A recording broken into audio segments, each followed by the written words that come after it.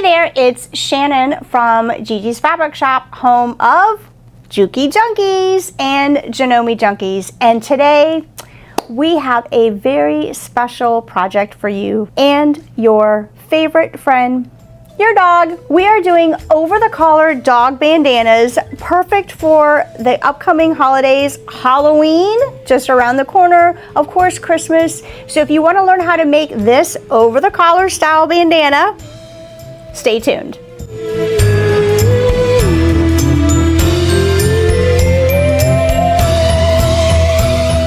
Welcome back in, and I'm so excited you're here with me today. And this probably is one of my favorite projects to do. I have two golden retrievers and I love to dress them up. So let's start with maybe the best part is we are giving you a free, that's right, a free downloadable PDF with all the instructions and sizes for your over-the-collar dog bandana. We'll have small, medium, and large, and you can find this in the link in the comments below. Head on over to Juki Junkies and download this for free.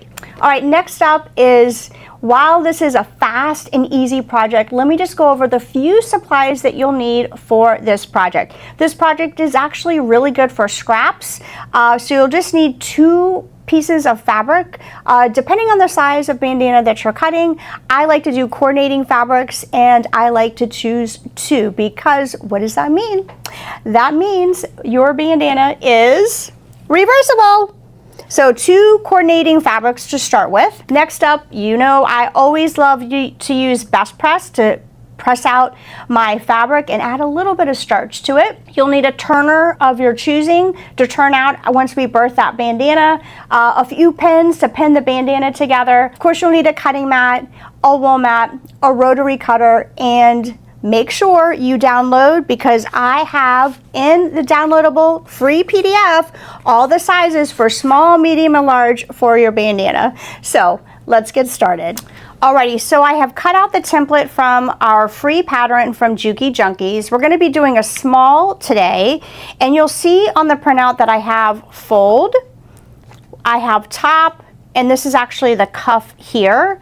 So this is actually what it looks like. So I have found that when I'm going to bring my fabric over, my Halloween fabric, I'm actually going to fold it over, and I'm going to place my template on the fold, and then I'm going to take my ruler, my creative grid ruler, I'm going to place it on top, and I'm going to cut here, here, and over here.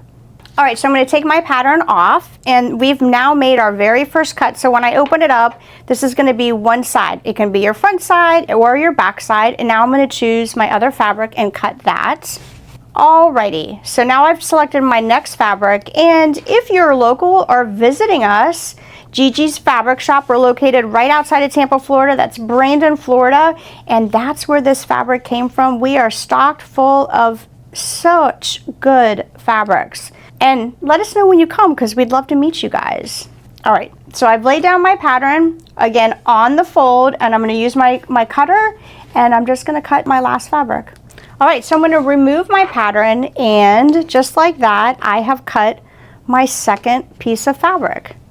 All right, so now that we have our 2 pieces of fabric cut, the next step is we want to take our 2 pieces and we want to place them right sides together. Then the next step is we want to pin across here, or clip if you'd like to do that. So I'm just going to pin mine, and then the next step is we're just going to take this to the sewing machine and sew a 1/4 inch seam. Alrighty, so we're sewing on the Juki TL18, and why, you might ask, is because I love this straight stitch machine. I own this machine personally, and it's one of my favorite Juki machines. I do have others. So what we'll want to do, like I said, is we just want to sew 1/4 inch seam. So you can use your 1/4 inch foot if you'd like, your 1/4 inch foot with a guide. I'm actually just going to use the 1/4 inch right here on my throat plate. And I'm actually going to go down to a stitch 2, because I do want this to have a tight stitch, so we want to make sure the seam does not open.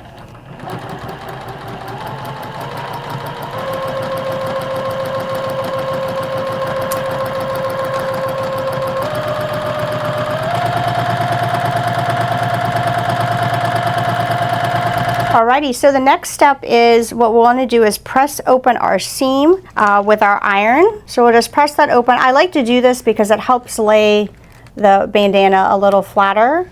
Of course, if you want to skip this step, you can. So we'll just press open the seam. Alright, so next up is we're going to prepare the cuff. And so the cuff is right here on our side of our bandana. This is actually where you're going to insert your collar. And so all we're going to do is fold over 1/4 inch. And if you have an iron pressing guide, a little ruler, that's fantastic. Or you can just eyeball it. We're going to press down 1/4 inch. I like to use my iron here just to set that seam. And then once we do so, I'm going to fold it over one more time.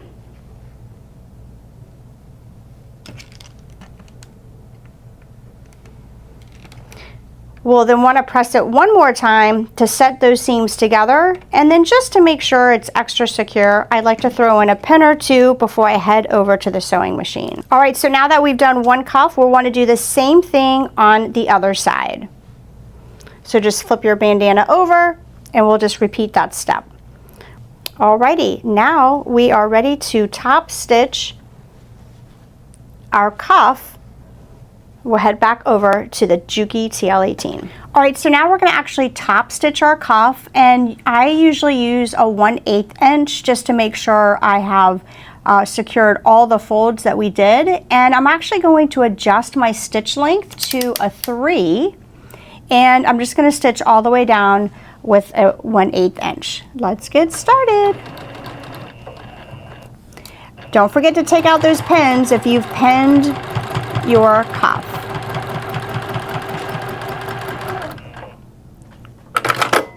Alright, and now we're just going to repeat the next side, but before I do, look at all of those dinosaur humps. I know it's probably kind of hard to see on the fabric. Alright, so I flipped over my bandana. I am taking out my pins. We don't want to run over those. That would be bad news. And I'm just going to finish up this seam.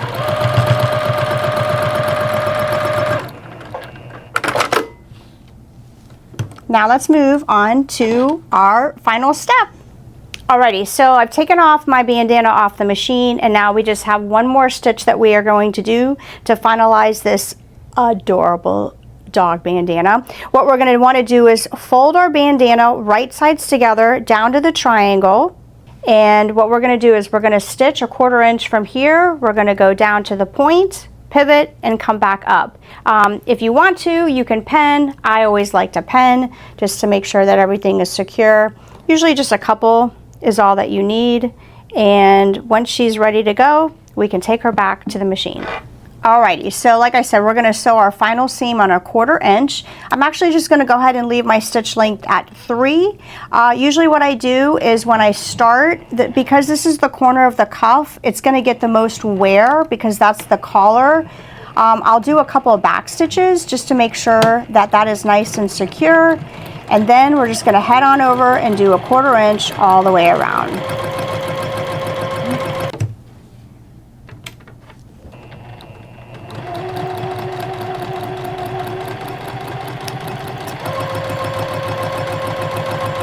Alright, so as we near the cuff, like I said, we're going to just do a couple back because it's going to have extra wear on the collar, and that's it. Alrighty, so our next and final step is if you've got any threads that you want to trim, go ahead and trim those away. And then we're going to take our fingers through the hole here, our cuff. We're just actually going to birth her inside out.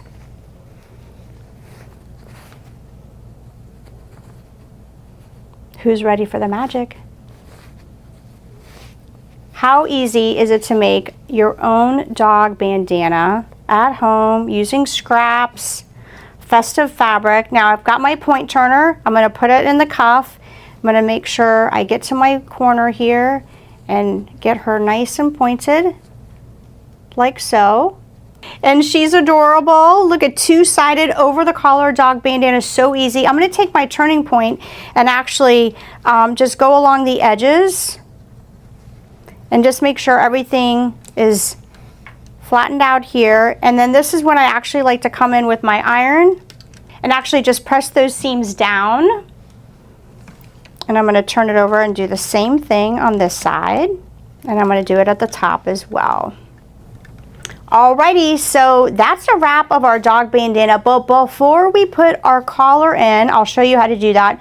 Let me just share with you a couple optional things that you can do with this bandana. First thing is, if you want to do a top stitch all the way down here, you can certainly do that. If you want to actually add a stitch for your collar cuff, what I usually recommend is doing it right at the end of the cuff here and just do a straight line over here. So again, those are optional. You can see here, I actually didn't do a top stitch and I didn't do a cuff, but you can design your dog bandana the way that you would like for your pup. One point I actually forgot to mention before we sewed this all together is if you wanted to personalize your bandana with embroidery. So let's say you wanted to add your pup's name, maybe here in the center, on an angle on the left side or even the right side. You'd want to do that before you actually sew these two pieces together, because again, this is reversible, so you wouldn't want to see the back of the embroidery on the reverse side. So just a couple tips. If you're a Cricut lover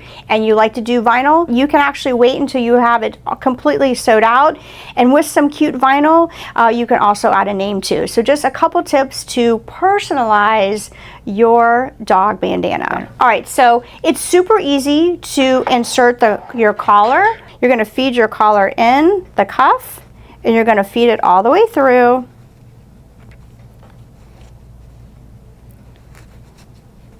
Through the other side.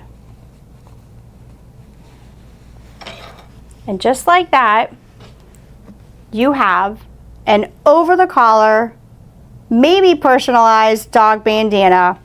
And let's start with Halloween, which is right around the corner. I'm pretty sure your dog will be the best dressed and might steal all the treats too. And just like that, you have completed a handmade, maybe personalized dog bandana or bandanas. If you're like me, I have two pups at home. This is Whiskey, and I have Jackson, his older brother. No reason to go to the store when you can use your stash and make one of these cutie patooties. And if you make them, tag us at Juki Junkies. I want to see, honestly, I want to see the pictures of your pups, but really wearing the bandanas that you make too. So tag us at Juki Junkies on Instagram, Facebook. We can't wait to see your pictures. If you're interested in learning any more about the TL series, we did sew on a 2010. I think I mentioned the TL18. That's the one I have at home. If you're making bags, quilts, you're sewing through those thick layers, the TL18 has that micro lift function, and well, that's the machine I own. But we did sew it on the 2010, and she's fully capable of making this and so many other projects, your quilts, the list goes on. If you're interested to learn more about the Juki machines, give us a call at 661-9000 or visit us at jukijunkies.com. We are here to answer your questions to make sure we match the right machine for your projects. Don't forget to like, subscribe, and ring that bell so that you can be alerted when we drop videos like this, or maybe educational videos on our machines, so you don't miss anything. Until then, we can't wait to see you next time.